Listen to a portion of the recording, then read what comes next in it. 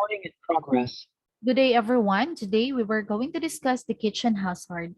So, unfortunately, cooks are especially prone to lost time injuries such as sprain, cuts, and burns because the restaurant kitchen is a hazard-filled workplace. So, first one, slippery or uneven floor. So, most of the time, the restaurant floors are often slick with oil or water. So, laging may mga mantika kasi nga dahil sa pagluluto every day, 'di ba?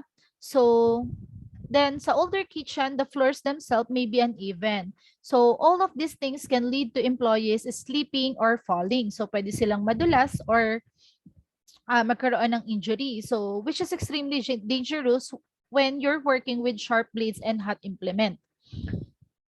So, what are those things that we need to do para at least maiwasan natin yung mga ganong scenario? So, especially sa kitchen, it's very important na kapag merong mga natapon na mga water or oil, is dapat linisin natin agad. Huwag nating hayaan na yung floor ay basa or may mga oil. So, dapat kaya lagi sa kitchen, kung meron na sa inyo mga naka-experience sa kitchen, so lagi nila yan nililinis. Every now and then, talagang may naka-ready lagi na map.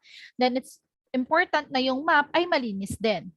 So, and eto pa, you can install non-slip flooring materials and mats to make the floor safer and train your employees to clean. Yun nga, to clean the floor immediately after a spill. So kapag may natapon, dapat linisin agad. Then, if you're going to transport large quantities of hot liquids, you need to use transportation methods. So, this one, yung food cart. So, pwede nyo itong gamitin to transport yung mga malalaking pot para at least to avoid yung pagbubuhat ninyo.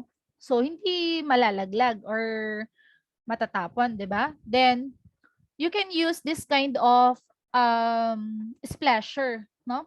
So, may purpose yan kung bakit ganyan. Even boys or girls, dapat talaga ganito yung gagamitin. Para at least kung matapunan ka man ng hot water or ng oil na mainit, hindi siya agad magdadirect sa skin mo kasi naka-cover ng shoes yung pinakapaa mo.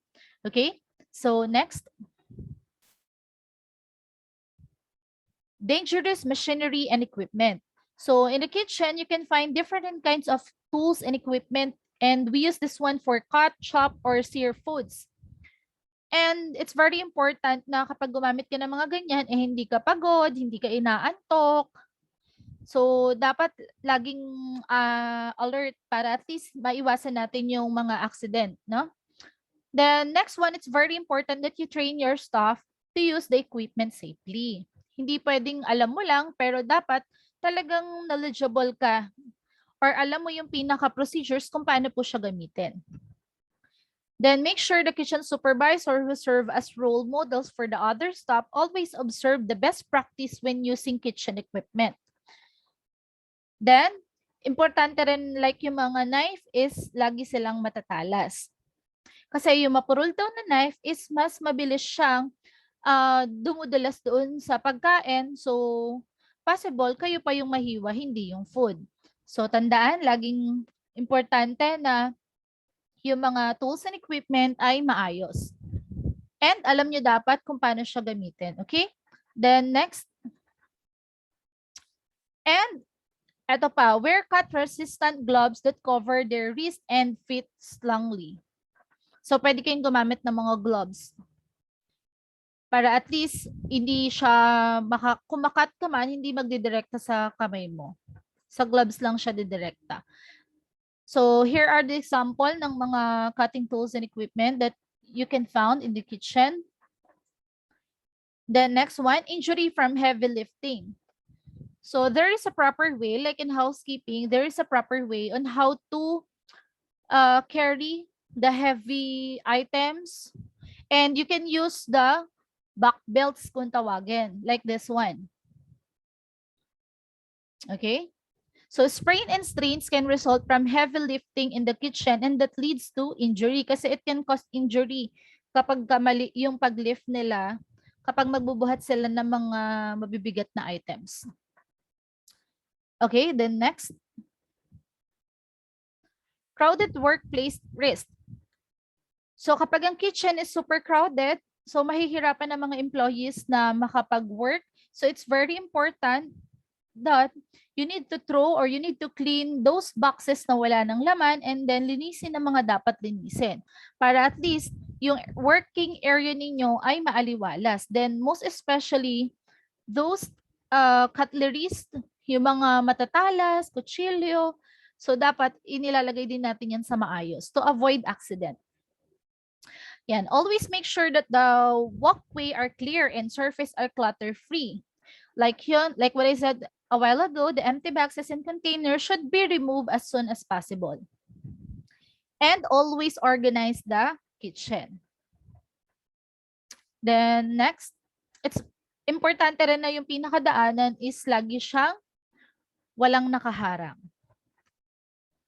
The next one is burn and chemical hazard. So in a restaurant kitchen are packed with hot surface, hot liquids and oils, and hot foods that spatters their surroundings area.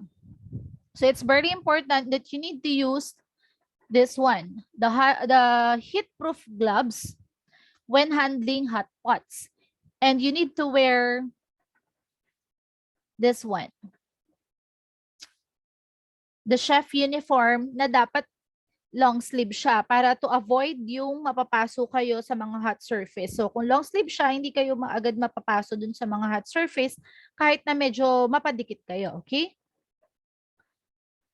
That's why dinesign yung mga ganyang uniform and importante rin na may apron kasi meron silang purpose.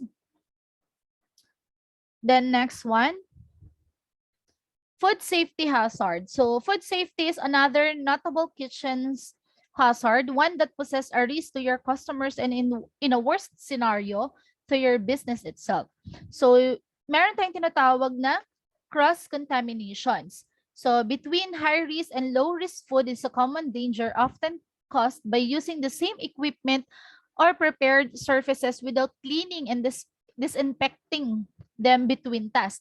So nangyayari yung cross-contamination kapag ginamit natin yung isang equipment, like for example, the chopping board, na ginamit natin for raw meat, tas ginamit natin sa cooked food, so bawal po yun. Kasi yung cooked food, there is a possibility na makakross-contaminate siya ng hilaw na food. So, importante yun.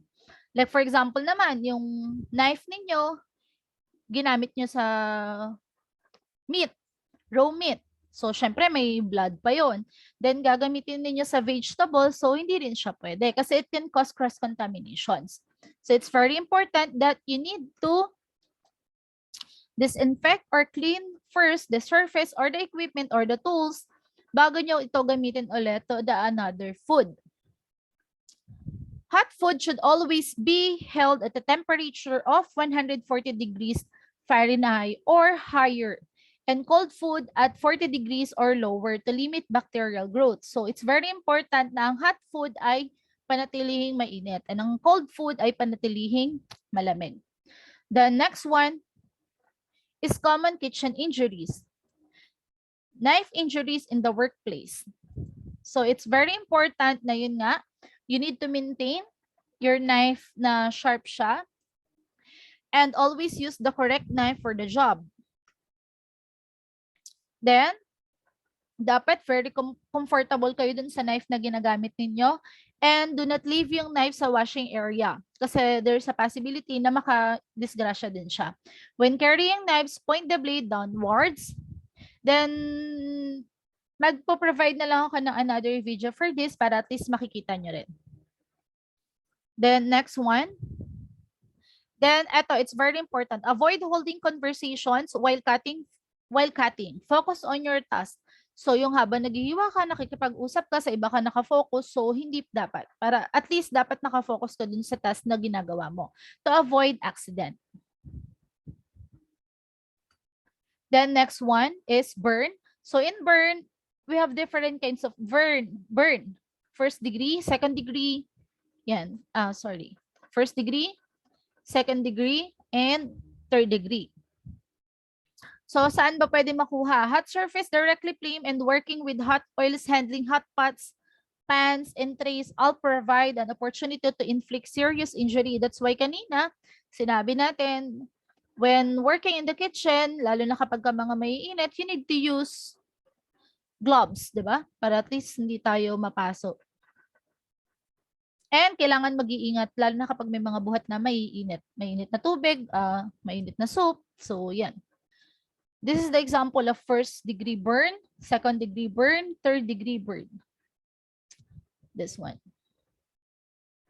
Okay, so next, chemical hazard. It's very important sa chemical hazard that you need to clean your working area properly and you need to sanitize it and make sure that all chemicals have a correct label para at least maiwasan natin na yung chemicals ay maihalo natin sa pagkain. So kasi marami mga nangyayari na ganun, no? Minsan nakala nila sugar, yung pala hindi. Then nahalo nila sa pagkain kasi walang maayos na label. So it's very important na merong maayos na label. Then kapag gagamit naman tayo ng chemicals when we are cleaning the area, we need to use eye protection and gloves para at least hindi tayo magkakaroon ng chemical reaction sa katawan. Then next, eto injury from machines. Eto lang din yung kagaya nung kanina, no? So, do not operate the machines if you are tired. Then dapat merong adequate space pagka gumagamit ka ng machine. Then, remove all potential trip and slip hazard around your work area. Okay? So that's all for today. Thank you. If you have any questions or clarification, we will discuss that one to our group chat or Google meeting. Thank you.